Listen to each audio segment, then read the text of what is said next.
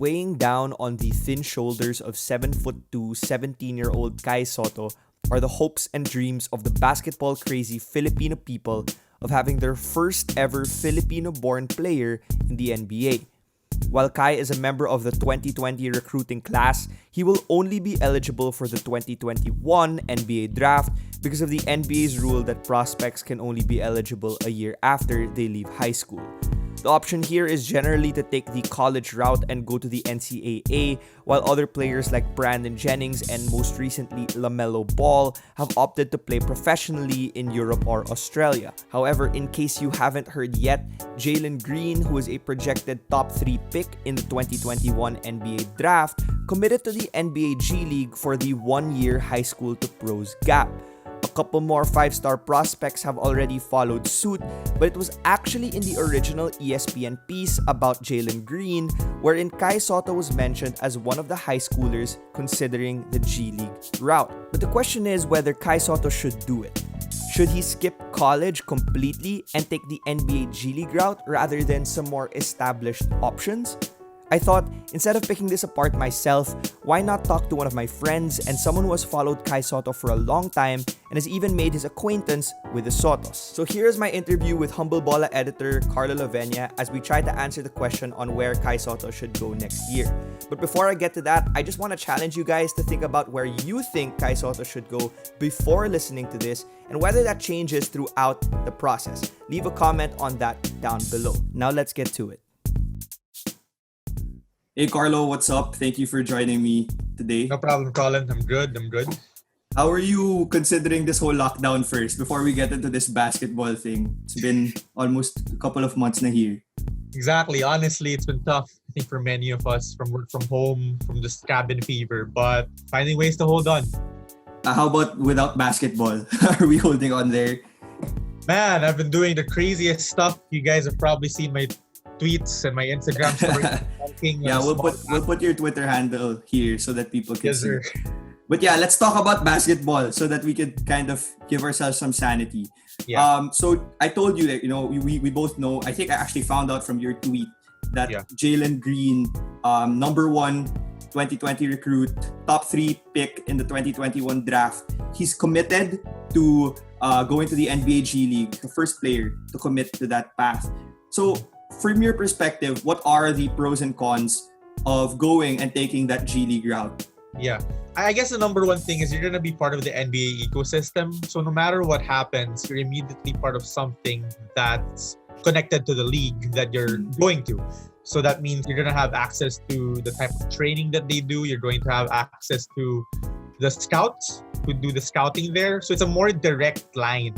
So you have a better way of selling yourself to these teams. But at the same time, from a development standpoint, you're going to be playing with pros. You're going to be playing with older players. So that's really the best way to develop, exposing yourself to tougher competition. And what better way than exposing yourself to the closest thing to the NBA in the States, which is the G League.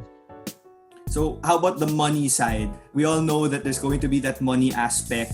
So what do you think about that? That, Jalen Green, I think, is at $500,000 and we don't know what else can come from that.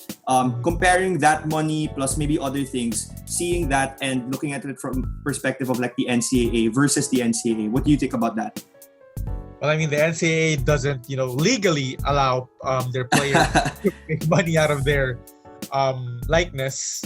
Ask Jason Tatum about that and Bradley Beal. But that's definitely a factor because at the end of the day, the players go to the NBA, aside from the potential of, earning from basketball is to make a living out of it. And most of these players, like even LeBron James, they didn't come from wealthy families, rich backgrounds. So just from a human and living standpoint, that's big for them. Getting to earn that much money, that's a lot of money, $500,000. That's a lot of money to have. So it's an opportunity for them to, build some capital, not just for the sake of fame, for the sake of popularity, but it's really setting themselves up for the long term.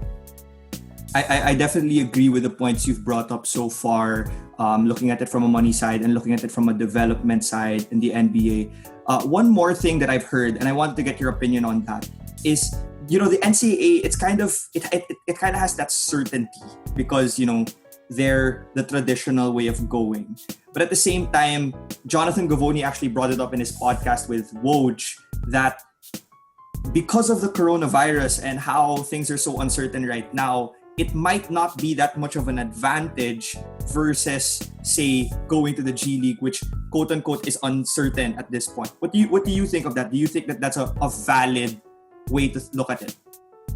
No, I think it is. I think it's a valid way of looking at it because there's a different type of security of being connected with the NBA already, having connections with these teams and having that relationship. So that's a big thing. But I don't think that the NCAA will become completely obsolete because at the end of the day, the G League isn't unlimited. There are only a limited amount of slots, and there are players who are going to want to have more minutes or better. They may find better opportunities in the NCAA. So I think options are good, for players especially. And this is a very good option for them it's probably the best option for them to build their stock entering the draft. Yeah, I definitely agree to that point. And there's just so many things to look at right now. And I think we're still kind of waiting on what exactly the G League is going to do. We don't have that information yet. But okay, let's go to the meat of things. Let's talk about Kai Sotto. Obviously, the main topic here. You mentioned it. We mentioned money earlier. But again, Kai's ultimate goal is to be in the NBA. And he's kind of a unique prospect, obviously, because he's going to be the first coming from the Filipino background, coming from the Philippines. But also his skill set, 7'2", very thin frame, and where he is currently projected in the draft, which is kind of still like a fringe draft pick. So what do you think the G League route would benefit for him in particular versus, say, other draftees who are going to take that route? It's really the advantage of playing with pros. You have to get used to playing with that level of competition. And I think specifically for Kai, it's the level of physicality. So being exposed to that level of physical dominance from other players, from adults, basically, that's going to be big for him because that gives him the opportunity to get used to applying his skill set within that. Because I think in terms of skills, there's no doubt he's a very good player. The problem with Kai has always been his thin frame, his lack of strength, which has also directly translated to his mentality within the game at times. So getting used to that will be huge for them. But more than the actual games, it's going to be the NBA program. The NBA program of building their players physically. Being exposed to that is going to be big, and it could potentially fast track how his body grows moving forward. Yeah, I actually really didn't think about it from that standpoint. And I think looking at Kai, that might be the biggest thing that could help him, working with grown men. I mean, he did a little bit of it with, playing with the Philippine team, practicing with them. But it's going to be different playing with these actual pros already, grown men. I wanted to ask you about one more thought that I was thinking about. One more take. Kai, not to discount his skills on the court, I think he could be like what Rui Hachimura is to the Wizards in terms of a marketing standpoint. I'm a Wizards fan, but I could see that Rui for the Wizards has created a lot of buzz for them in Japan.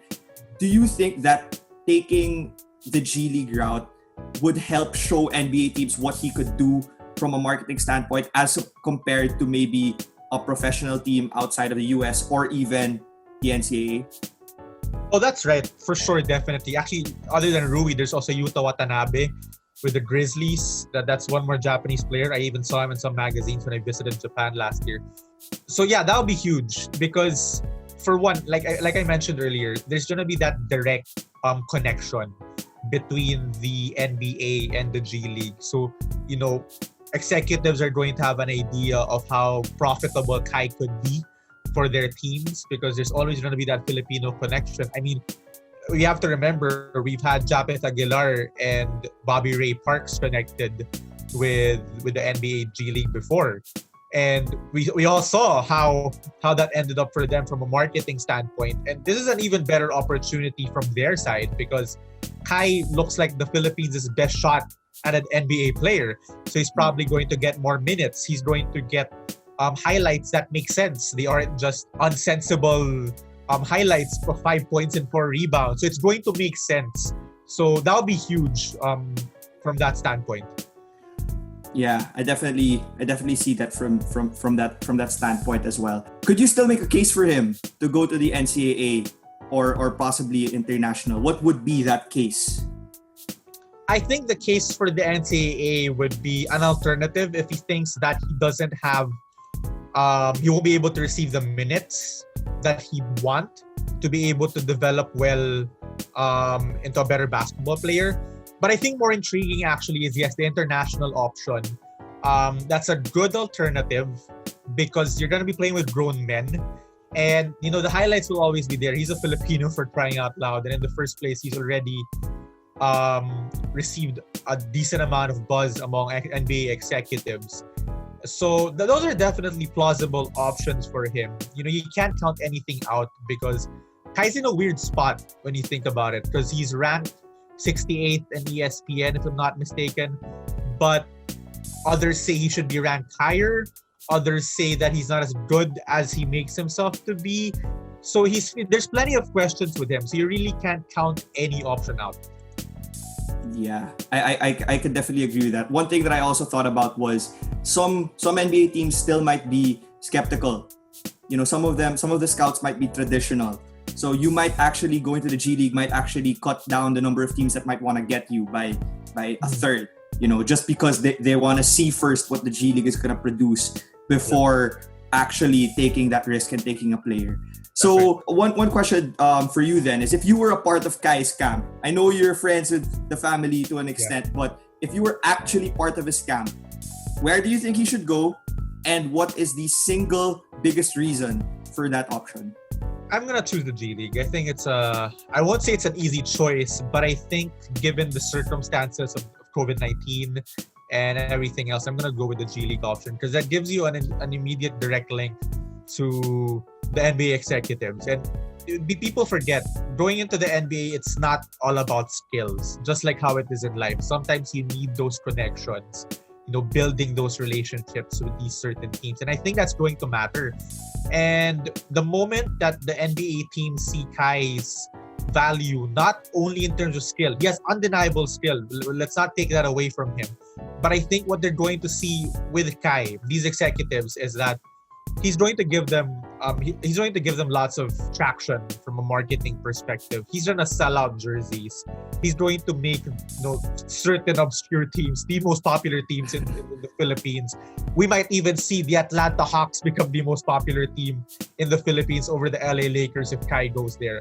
So Kai has that type of value. You know, the Philippines is a huge NBA market. And I think the NBA teams will see that, aside, of course, from just how unique he is as a prospect.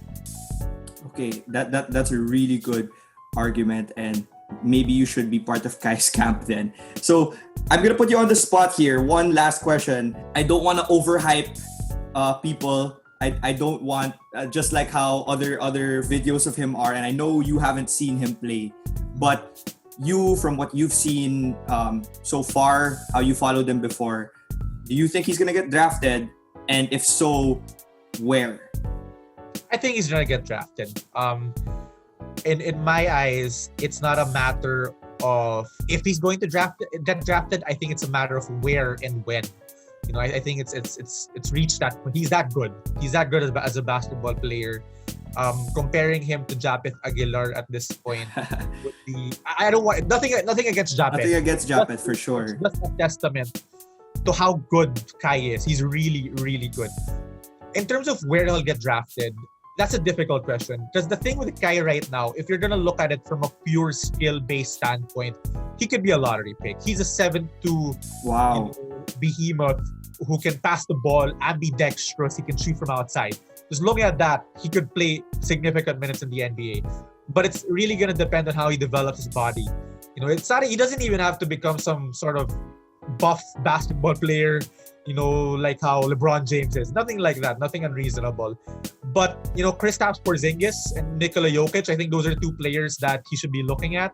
He could become a very unique fusion of those two with the skills of Jokic and with how Porzingis built his body. Yeah. That's right. So I can imagine him becoming a lottery pick. I really can. But I think a more sensible or a more safe pick would be somewhere around 20 to 30.